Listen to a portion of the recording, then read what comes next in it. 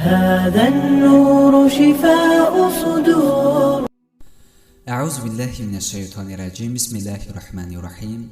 نحمده و نصلی علی رسوله الکریم. اما بعد، السلام علیکم و رحمت الله تعالی و برکاته.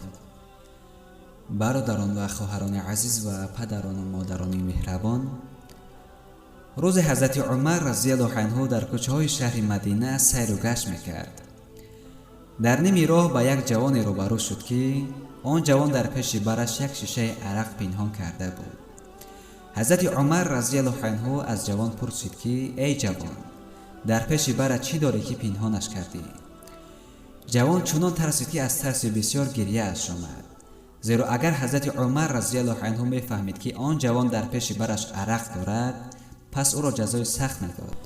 آن جوان باشد از ترس حضرت عمر رضی الله عنه چنین جواب گفت: ای عمر رضی الله عنه، در پیش برم سیرکا دارم، یعنی اکسوس دارم. و در همین حالت این جوان به سوی خداوند دعا کرده و گفت: خدایا این شیشه عرق را به سیرکا تبدیل بده تا در نزد حضرت عمر رضی الله عنه شرمنده نشوم.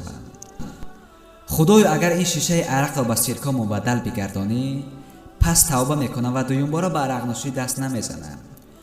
در همین لحظه پروردگار با قدرت خود شیشه عرق آن جوان را به سیرکا تبدیل داد، زیرا آن جوان از تحت دلش توبه کرده بود. وقتی که حضرت عمر رضی الله عنه بدن آن جوان را جستجو کرد، از بدنش شیشه سیرکا را یافت و او را چیزی نگفت.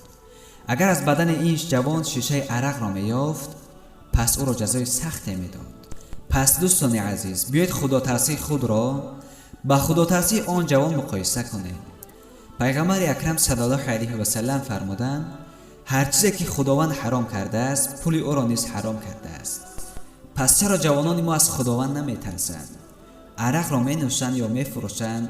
خود بیاندیشید که روز قیامت در میان امتان چه خیلی شرمنده و رسوایند. صد افسوس.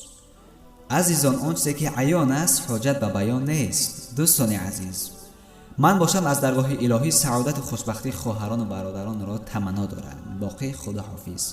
السلام علیکم و رحمت الله و برکاته.